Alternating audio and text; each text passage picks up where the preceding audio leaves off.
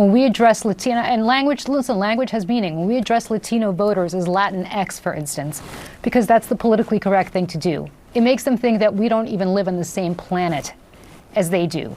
When we are too afraid to say that, hey, college kids, if you're trashing a campus at Columbia University because you're unhappy about some sort of policy and you're taking over a university and you're trashing it and preventing other students from learning, that is unacceptable. But we're so worried about alienating one or another cohort in our coalition. That's Democrat strategist Julie Roginski stating simple truths about why liberals lost the election to a completely bewildered and slightly upset CNN host. Welcome to Nerk News, I'm Nerkish, and it looks like there might be one lefty on the planet who understands one of the main reasons they lost the election. The only problem for her is I don't think it's going to carry much weight with the ruling class or regime media puppets she's talking to. Now, I'm going to speak some hard truths to my friends in the Democratic Party. This is not Joe Biden's fault. It's not Kamala Harris's fault. It's not Barack Obama's fault.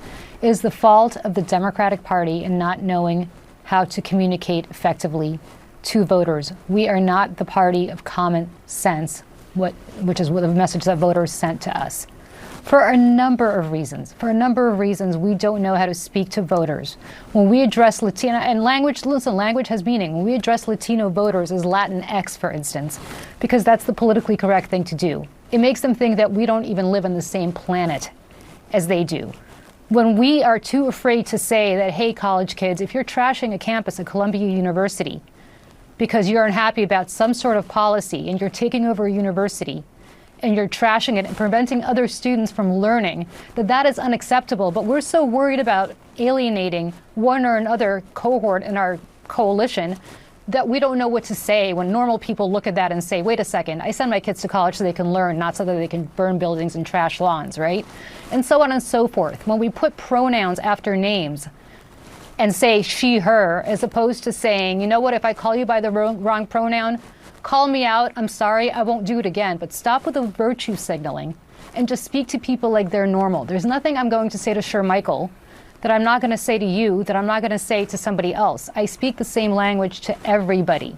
Yeah, call me crazy, but I think that might be a bit of a sticking point for Democrats who've repeatedly shown that they change how they speak to different groups by code switching, talking down to minorities, and making themselves appear less confident. Again, Roginski has a great point here, but I think she might be incorrectly looking for authenticity in a synthetic party. But that's not what Democrats do. We constantly try to parse out different ways of speaking to different cohorts because our focus groups or our polling shows that so-and-so appeals to such and such. That's not how normal people think. It's not common sense. And we need to start being the party of common sense again. Joe Biden is not responsible for that. Neither is Kamala Harris. It is a problem that Democrats have had for years. I've been banging the drum on this for, I don't know how, probably 10 years, if not longer on this. We need to get back to being the party of common sense, that people look at us and say, we understand you, we appreciate what you say because you speak our language.